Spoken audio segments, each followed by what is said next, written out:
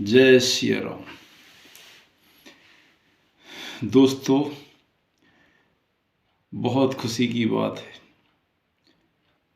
कि आज से दूसरे दिन मतलब 22 तारीख को भगवान राम के जन्म स्थान पर उनका भव्य और दिव्य मंदिर बनकर तैयार हो रहा है और उस मंदिर में भगवान की मूर्ति की प्राण प्रतिष्ठा की जाएगी।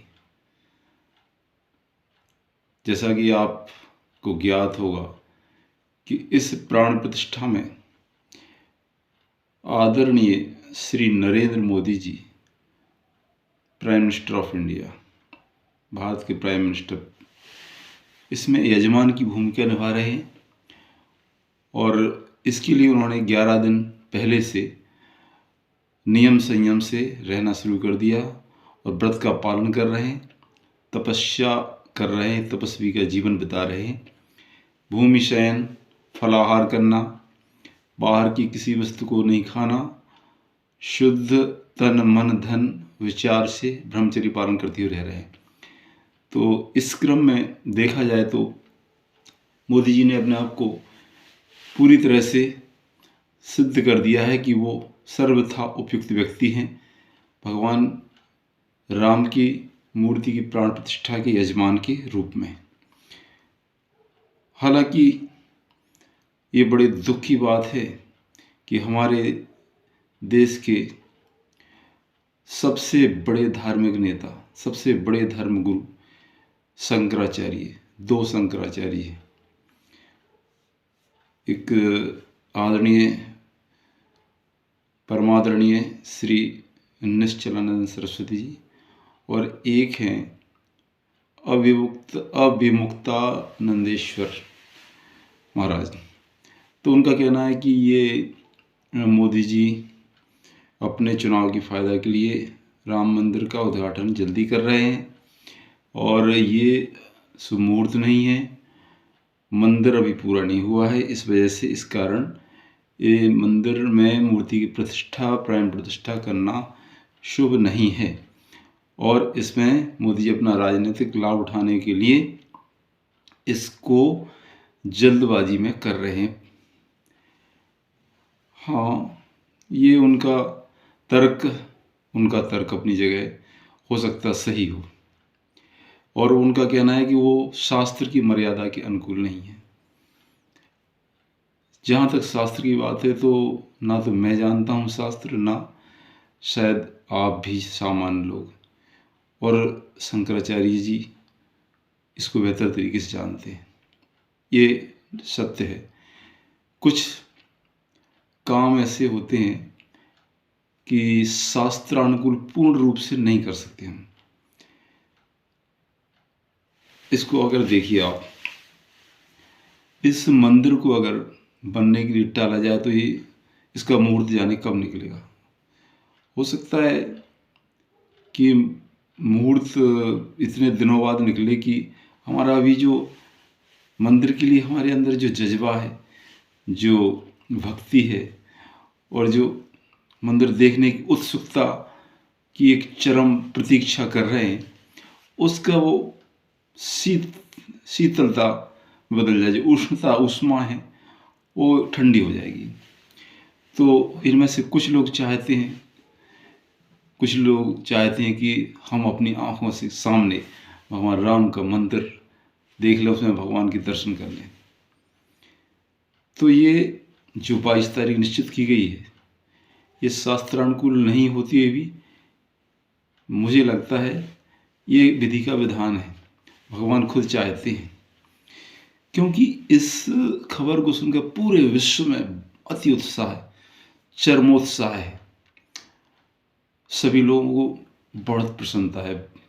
केवल कुछ असुर और मलेच्छ और धर्म विरोधी, सनातन के विरोधियों को छोड़कर वो हर युग में हुए हैं। ये तो जब से सृष्टि हुई तब से शुभ और अशुभ, धर्म और अधर्म सदैव कायम रहे हैं। लेकिन इसका अर्थ ये नहीं है कि उन मुट्ठी भर के कितने ही हुए हों, उन अधार्मिक असुरों के विरोध के कारण हम एक दैवीय कार्य को कुछ शास्त्रीय मर्यादा का बहाना देकर, हवाला देकर उसको स्थगित कर दें, और स्थगन ऐसा ना हो कि फिर वो जो शुभ कार्य भी हो सकता है वो कभी ना हो।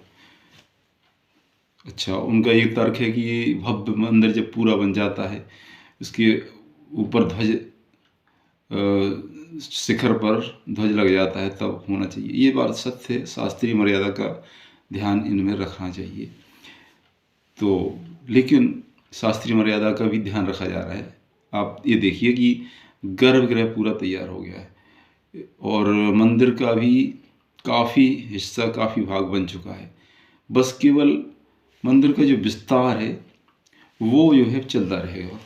मंदिर की साज सज्जा, बाहरी विस्तार, ऊपर का थोड़ा सा, ये सब धीरे धीरे धीरे चलता रहेगा। ये कई साल लग जाएंगे उसमें, तो कई साल लग जाएंगे। और इतनी बेसब्री, इतनी बेचैनी है भक्तों में कि कब भगवान के दर्शन करें, कब।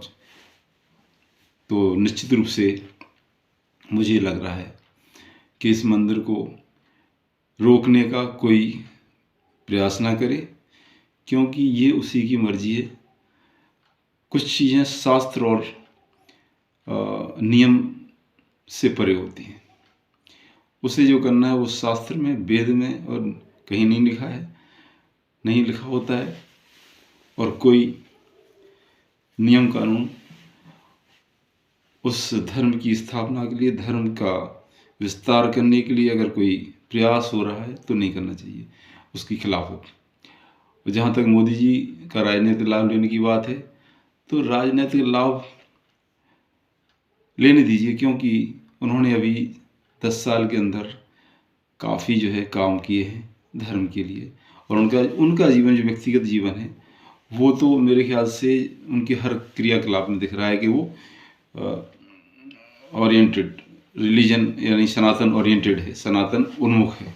सनातन की हर क्रियाकलाप, हालांकि वो चूँकि इस पद पर बैठे हैं कि वो डायरेक्टली कभी कभी उसको प्रकट नहीं कर सकते, क्योंकि हमारा देश एक सेकुलर देश है, धर्मनिरपेक्ष है।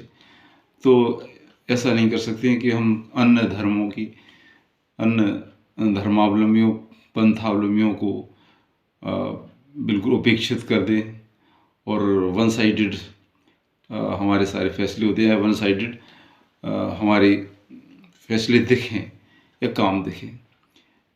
लेकिन बस उसका ये देखना चाहिए कि व्यक्ति की मंशा क्या है, उनके हर काम में किस तरफ को उसका परिणाम, उसका रिजल्ट अंततः क्या हुआ। तो मोदी जी भले ही अभी तुष्टीकरण भी करते हैं, तृप्तिकरण भी करते हैं, क्योंकि इस तरह से, क्योंकि संविधान का भी पालन करना, संविधान की शपथ ली है, तो कुछ तो उस जैसा करते दिखना चाहिए। लेकिन उनका जो रिजल्ट होता है फाइनल, वो सनातन को लाभ देने के लिए होता है, सनातन का उन्नति और विकास करने के लिए होता है। और धीरे धीरे सनातन के जो शत्रु हैं, दुश्मन, वो आखिरी में मात मुक्की खाते हैं। अच्छा, तो इस तरह से आप दिवाली मनाइए, क्योंकि भगवान राम जब आए थे दिवाली थी, और फिर 500 साढ़े 500 साल बाद फिर भगवान अपने घर में आ रहे हैं। अभी वो वनवास था, टेंट के नीचे थे, और कितना प्रयास किया पूरे विश्व के आतताइयों ने, कितनी बार हमले किए, कितनी बार नष्ट किया। अभी इसका इतिहास पढ़ें, अभी टाइम मिलेगा तो मैं भी सोच रहा हूँ कि मैं भी इसको पूरा इतिहास फिर पढ़ूँगा। अभी सुनी सुनाई बातों पर मैंने देखा है, सुना है कि वाकई कितना संघर्ष किया और कितना बलिदान, लाखों लोग बलिदान हो गए। कुछ लोग तो अभी ऐसा प्रण लिए बैठे हैं कि उनके पीढ़ियों से चप्पलें नहीं, जूते नहीं पहने, जब राम मंदिर बन जाए तब जूते पहनेंगे। अभी शायद कल ही जब राम मंदिर की मूर्ति स्थापित की तब उन्होंने जूते धारण किए। कितने लोगों ने प्रण किए, कितने लोगों के मन की आशाएं पूरी हो रही हैं, अभिलाषाएं, जो चिर अभिलाषाएं थी वो पूरी हो रही हैं। उसमें रोड़ा अटकाने के लिए कुछ शंकराचार्य का सहारा लेकर कुछ लोग कर रहे हैं। और मैं ये नहीं मानता हूँ शंकराचार्य किसी कांग्रेस पार्टी के, नहीं। वो हालांकि शंकराचार्य जी क्या कह रहे हैं, जो खासकर निश्चलानंद सरस्वती जी हैं, वो उस शास्त्रीय मर्यादा का वो एक रिजिड हो गया इसमें, यानी इसके कट्टरता। यानी हमें धर्म क्या है, धर्म क्या है, किसी बंधे बंधाई नियम में हम रिजिड हो जाएं, उसमें कट्टरता की ये बस इसके अलावा कुछ नहीं हुआ, वो धर्म नहीं है। धर्म होता है प्रवाहमान, धर्म होता है डायनामिक। जो धर्म रुक जाए, जो धर्म एक जगह रुक जाए, वो सड़ जाता है। पानी प्रवाहित रहता है, चलता रहता है तो साफ सुथरा रहता है। तो इस तरह धर्म की जो किसी कर्म कांड में बांधोगे धर्म को, तो वो धर्म शायद निर्जीव हो जाएगा। अगर धर्म को जीवित रहना है तो समय और परिस्थिति, देश काल परिस्थिति के अनुसार उसको फ्लेक्सिबल होना पड़ता है, होना चाहिए। लेकिन धर्म के जो मूल तत्व हैं वो नहीं बदलना चाहिए। बाहरी स्वरूप उसका कुछ बदल सकता है। तो मैं तो यही प्रार्थना करता हूँ उन शंकराचार्यों से, उन बड़े बड़े कुछ नेताओं से, कि आप इसमें रोड़े मत लटकाइए। आना हो आइए, ना आना हो तो दूरी से प्रणाम कर लीजिए। हाँ,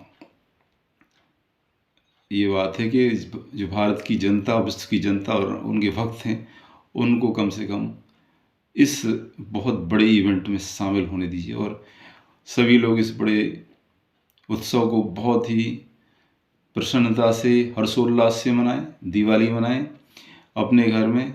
22 तारीख को दिए जलाएं। और उस दिन छुट्टी भी की गई है, आधे दिन की छुट्टी की गई है सरकार ने, और महाराष्ट्र सरकार ने तो पूरे दिन की छुट्टी कर दी है। तो मैं तो ये रिक्वेस्ट करता हूँ सभी स्टेट से, सभी मुख्यमंत्रियों से, कि वो उस दिन पूरी छुट्टी कर जाएं। और स्कूल, कॉलेज, ये भी प्रिंसिपल और वाइस चांसलर ये भी सोचें कि अगर इसमें हम एक दिन की छुट्टी देकर विद्यार्थियों को इसमें सम्मिलित करवाएं तो इससे अच्छा और बढ़िया शायद डिसीजन नहीं होगा। अच्छा, मैं फिर एक बार उन लोगों से जो प्राइवेट फैक्ट्री चलाते हैं, उनसे ये कहना चाहता हूँ कि आप कुछ नहीं तो कम से कम उस दिन 2 घंटे की छुट्टी दीजिए, या आपने उसमें जो 1 घंटे का या 60 मिनट का कुछ प्राण प्रतिष्ठा का टाइम है, उसमें लोगों को देखने की व्यवस्था कर दीजिए। और उस दिन भंडारा कर दीजिए कंपनी में, या अपना जो प्राइवेट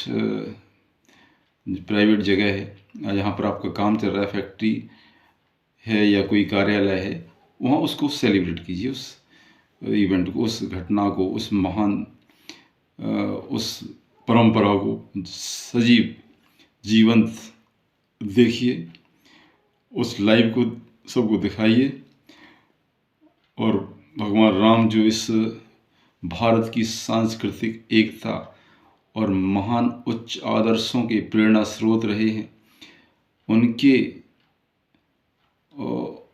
उनके लिए या उनके सम्मान में अगर हम एक दिन में कुछ घंटे उनके लिए दे देंगे तो इसमें हमारा कुछ नुकसान नहीं है, कुछ हानि नहीं है, बल्कि लाभ ही लाभ है। इसके साथ ही भाइयों, ये दोबारा प्रार्थना कर दिए हुए 22 तारीख को भगवान राम के लिए अपना कुछ टाइम निकाल करके इन क्षणों को जरूर आनंद लीजिए। जय श्री राम।